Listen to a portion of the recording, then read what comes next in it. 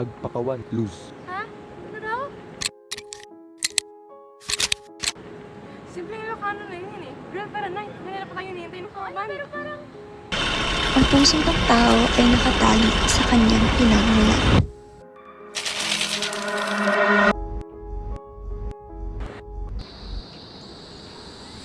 Ayusin, pakisulat ha. By 1700H, clear ang northwest quadrant. Oh, pagsama mo sa listahan ha. Pag-check natin yung leak foundation o wala sa likod. Okay, noted, sir.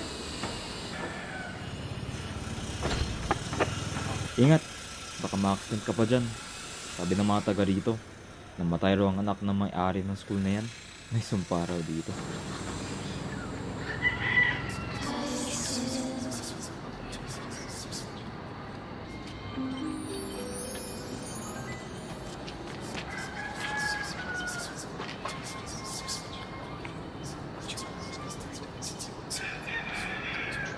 Pato?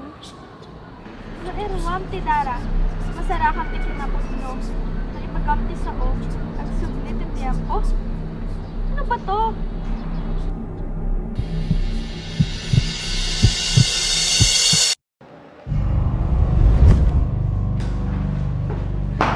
Luz! Okay ka lang ba?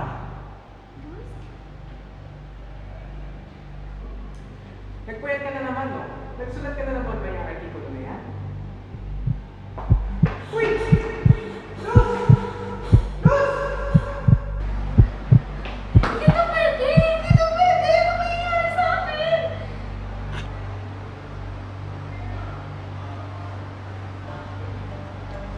Luz? Ikaw to pangalan? Ako? Ako ba to? Panaginip lang to!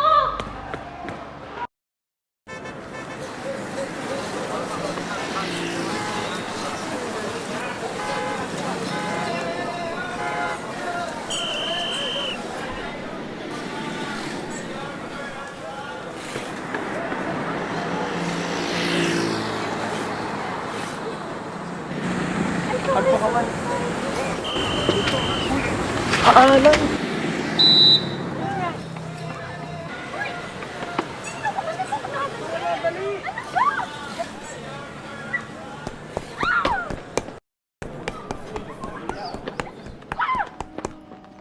Wala ka bang ideya sa nangyayari sa paligid mo? Paano kung nahuli ka? Paano kung... Ano ba? Baliw ka ba? Akin yung librong dyan, ha? Sir Andres, pinapatawag po kayo ni Mr. Acosta. Hintayin mo ako dito. Sino ka ba para sundin ko? Parang pa na yan. Nag-OJT ako here before. Uy! Si Andres! Aba, masundan nga. Uy! Uy! Anong ginagawa mo? Gawin mo namang masama kung makinig dito sa mga aktivista na yan. Sige, sabihin na natin anak na si Andres ng politiko. Kung ano nagsulat ka ng mga artikulo tungkol sa kanila, di ba? Artikulo? Politiko? Sino? Ano sinasabi mo?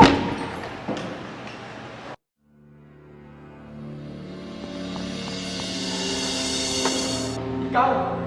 Ikaw yung nagnakaw ng libro ko, ah. Sino ka ba talaga? Kilala mo ba ako? Sino nagpadala sa'yo rito? Excuse me? Una, akin tong librong to. Pangalawa, hindi ko sasagutin yung mga tanong mo. Aba! Makulit ka! Simula ngayon, hindi na kita pakakawalan pa.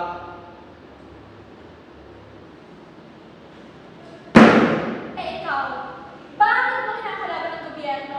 Ang mismong tatay mo? Hindi mo kilala ang tatay ko at mga tao katulad niya. Kaya ako nandito para isulat at palaganap ang mga kwento at batas sa sarili naming ika. Ang Ilocano, paano nila maunawaan ang katotohanan kung hindi nila naririnig sa wikang alam ng puso nila? Ha? Wala. Tutanungan na kita. Talaga ba? Bakit? May magagawa ako. Para mapabuti ang hinahanap. Why not?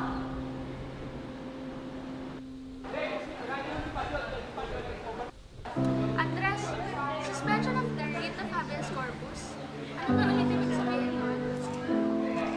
Ibig sabihin nun, pwede nilang huliin kahit sino.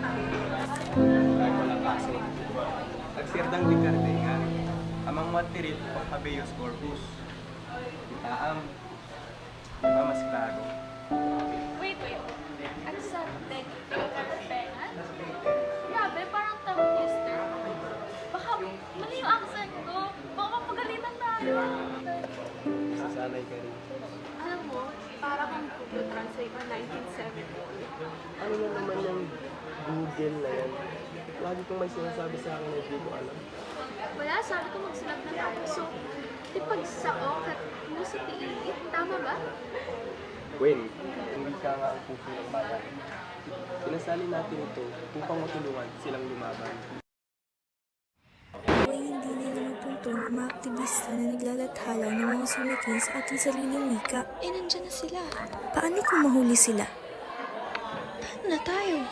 Paano na sila? Anong gagawin natin sa mga opisyalis? Sana pagdating ng panahon, marinig ng lahat ang mga storya sa sarili nilang wika.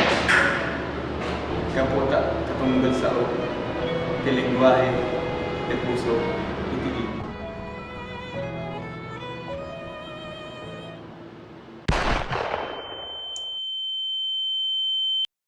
Sa pagkakataong ito, nalaman ko na ang kasaysayan ay buhay ng wika.